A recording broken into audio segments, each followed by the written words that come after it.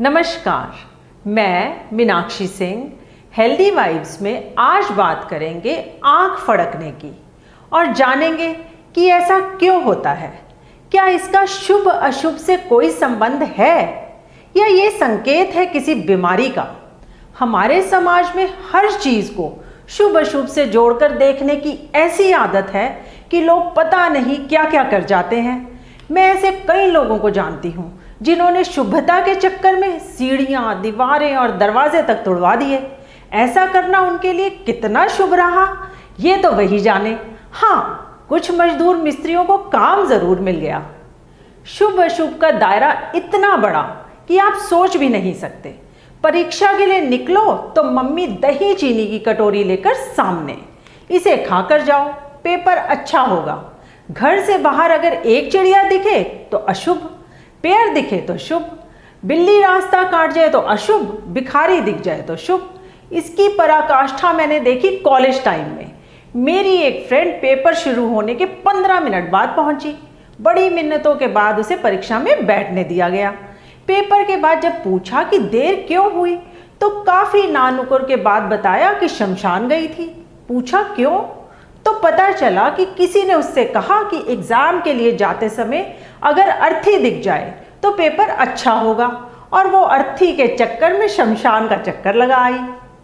अब ऐसे में अगर आँख फड़कने को शुभ या अशुभ से जोड़कर देखा जाए तो कौन सी बड़ी बात है।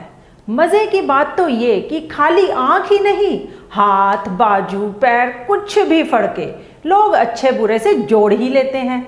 जैसे सीधा कंधा फड़के तो कोई दोस्त मिलेगा वगैरह वगैरह। ये मान्यताएं कैसे पड़ी, इनके पीछे कौन सी साइंस थी, कुछ पता नहीं। लेकिन मेडिकल साइंस के नज़रिए से ये सब होता है नर्वस सिस्टम की गड़बड़ी से। कभी कभार कुछ सेकंडों या मिनटों के लिए ऐसा होना नेचुरल है, लेकिन किसी भी अंग का लगातार फड़कना सेहत के लिए तो अशुभ ही है। नर्वस सिस्टम की पकड़ ढीली पड़ने से मांसपेशियों में कंप्रेशन और ऐंठन जैसे मूवमेंट बार बार होने लगते हैं। मामला गंभीर होने पर हाथ पैर किसी एक और मुड़ते चले जाते हैं। मेडिकल साइंस में इसे कहते हैं डिस्टोनिया, जो एक न्यूरोलॉजिकल डिसऑर्डर है। इसका शरीर के अलग अलग अंगों पर अलग अलग तरह से असर होता है और लक्षण भी अंग और उस पर हो रहे असर के हिसाब से उभरते हैं। अगर गले की मसल पर असर हुआ है तो खाना निगलने में दिक्कत होती है।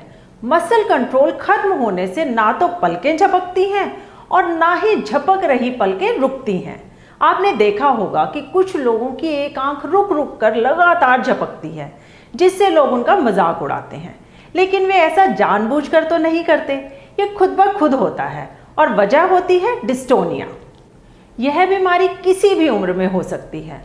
अगर समय से इलाज ना कराया जाए तो मांसपेशियों में ऐंठन से जीना दूभर हो जाता है। पोस्चर एबनॉर्मल होने का असर क्वालिटी ऑफ लाइफ पर पड़ता है।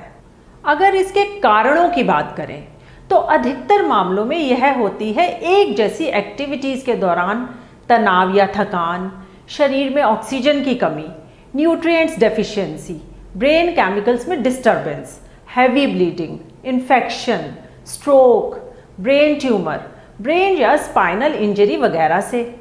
यह भी देखा गया कि जहरीले पदार्थों को सूंघने या छूने और लंबे समय तक साइकोटिक दवाएं लेने से भी लोग डिस्टोनिया की चपेट में आ जाते हैं। केवल 10% मामलों में ये जेनेटिक होती है, यानी माँ बाप से बच्चों को मिलती है विरासत में। हमने शुरुआत तो की थी आँख फड़कने से, लेकिन आँख फड़कना डिस्टोनिया का सबसे मामूली लक्षण है। कुछ को इसका असर आँख पर ना आकर आसपास की मसल्स पर आता है, जिससे पलकें, भवें या चेहरे की मांसपेशियां फड़कने लगती हैं। कुछ को लगता है जैसे कोई सुई चुभो रहा है। वैसे तो ये सब अपने आप ठीक हो जाता है।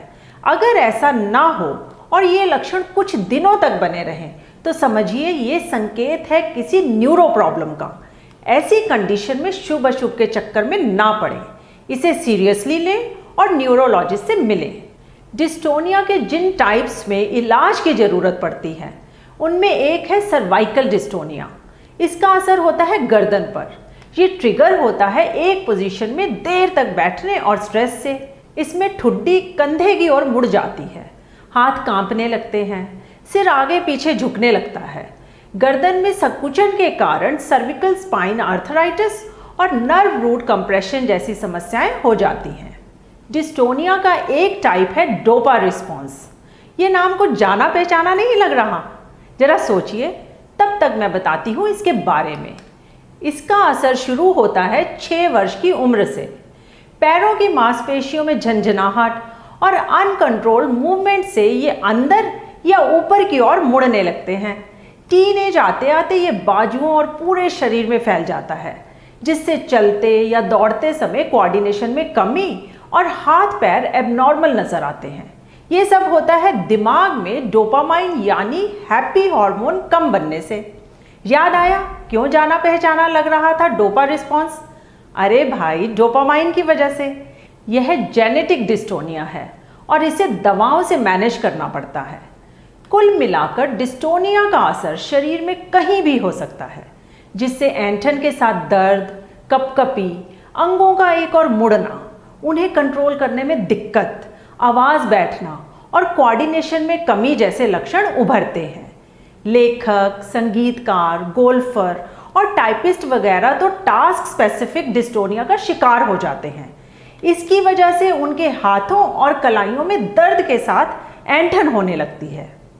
इन सब बातों से अब तो आप समझ ही गए होंगे कि आंख फड़के या शरीर का कोई और अंग, इसमें शुभ तो कुछ भी नहीं।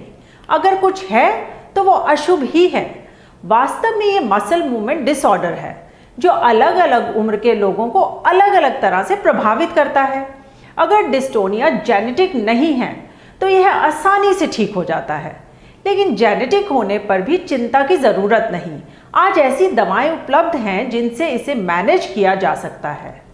याद रखें, इसके इलाज में फिजियोथेरेपी और एक्यूपेंचर दवाओं से ज़्यादा कारगर है, लेकिन एक्यूपेंचर के लिए किसी एक्सपर्ट के पास ही जाएं और हर बार नई सुइयां इस्तेमाल करने को कहें। इससे होने वाली छोटी मोटी परेशानियां तो आप खुद भी दूर कर सकते हैं।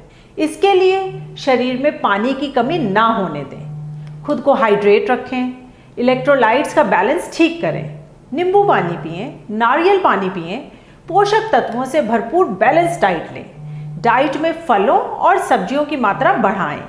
कभी भी 45 मिनट से ज़्यादा एक पोस्चर में ना बैठें। मूवमेंट करें, उठकर थोड़ी देर चलें।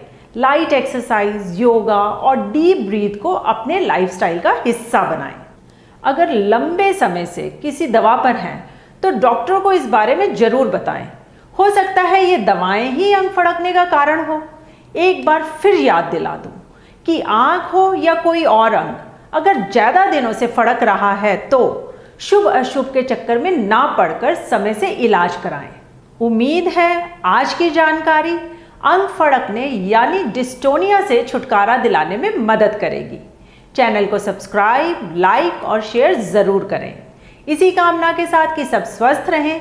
अगले प्रोग्राम में मिलेंगे एक नई जानकारी के साथ। धन्यवाद, नमस्कार।